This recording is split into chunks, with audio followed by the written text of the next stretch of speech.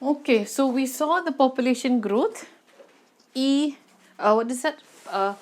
NO plus birth plus immigration minus emigration minus death. No? We saw the rate also, N by T. Then we saw the average also, specific N by divide by N into T. Now let's look at the how we can show it in the graphical representation, okay, in the form of a growth curve, okay. These always come, okay. I mean, not always, but they have been coming for exam, this question. So you can that's why I'm recording small snippets of the video so that you can revise anytime. Okay, so the population growth curve.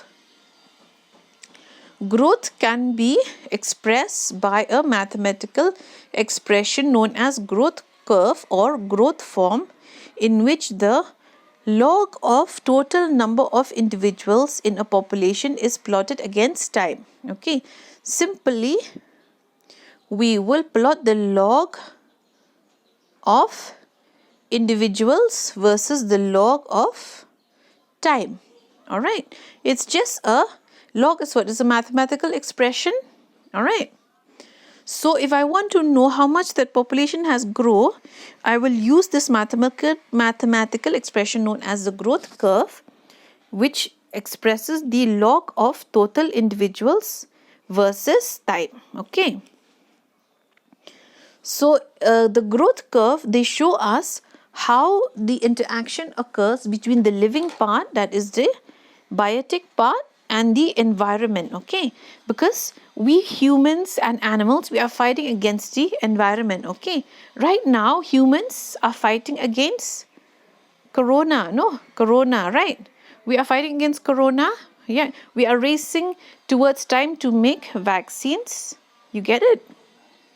Okay, so it is showing you the interaction between the biotic potential and the resistance of the environment. Okay, so that's why even though you have done ecology in zoology, I think, but you have to still study it hard, because this is the higher level of ecology. Okay, you have done maybe introduction in your general class, in your zoo class, but all these log and all this mathematical way of calculation you have not. Okay, so don't take ecology lightly, because if you do ecology well, no girls, you can easily get position. Okay, you can score 80, but you have to study it hard, because it's easy to understand, but it's so lengthy and so much, so you have to study it hard so that it's there in your mind and you can write quickly. So please don't take ecology lightly. Okay, you study it as hard as you study physiology. Okay, I've gone from A, I've gone to X, Y, and Z. Okay, so let's look at the first type of growth curve, that is our J shape or exponential growth curve.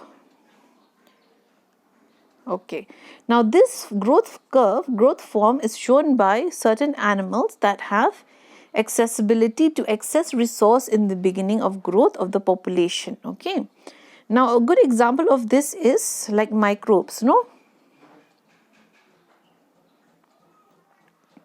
you have one stale piece of bread. Okay, then you will see so much fungus.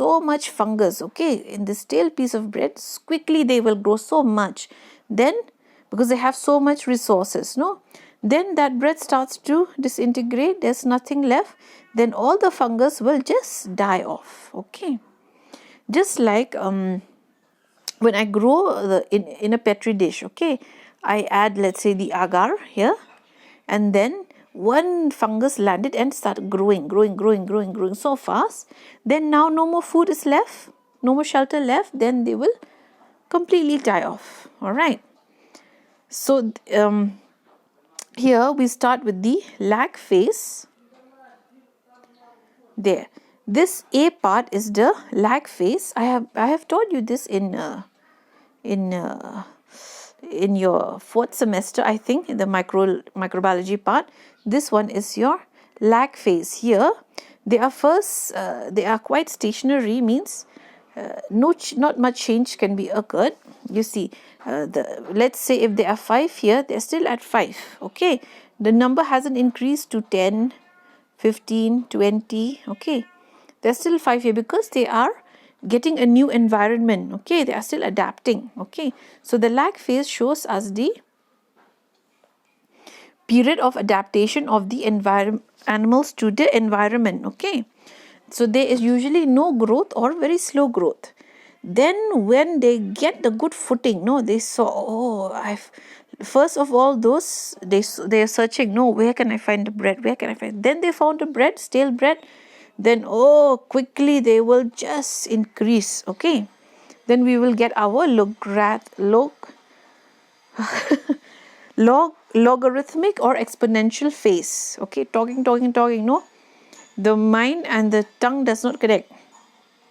Okay, so in this log phase, there is rapid growth in population which continues as long as food is available and the environment factors are still favorable. So we can see here, they are growing really fast. Okay, this is the log phase. We had the lag, now we have the log phase. Okay, then suddenly there's no food left. Okay, no water, no food. Finished. They grew too fast, too quickly. Then what happens? There will be a population crash.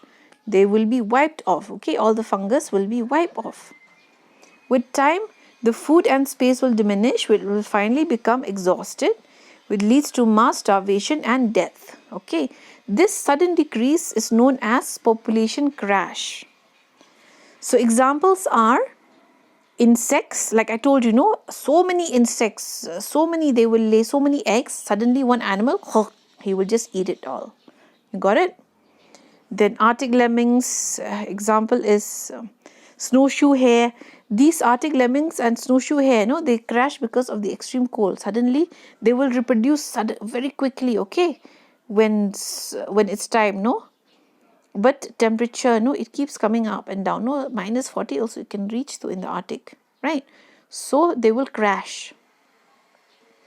Then differential form of the equation is given by, remember we did n by t. This is the population growth, no? Delta n by delta t. So this was the formula we had already learned. So this delta, can I express it in differential form? Simply, this one, delta n by delta t. Simply, if I want to express by differential form, this delta I will change to d. Okay, so dn by dt is still equal to p. Okay, this p was actually n, right? This is population, no? This is n. Okay. Rn, wait, okay, this is n. Then R here is the biotic potential, means how much that person, that individual insect can reproduce. Okay,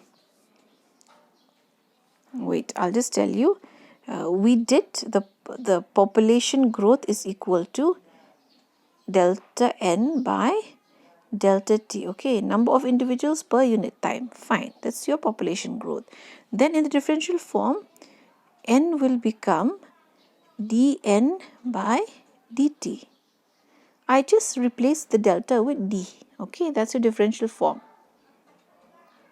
That's an n. Okay, then because it depends on the living organism, so you have to give the symbol for the biotic potential, that is R. Okay, R means how much I can reproduce and how many die. Okay, so R is actually birth minus death. All right, I think you're getting it. No, the biotic potential means the living organism. No, how many eggs can that insect lay, and out of those, how many died. All right.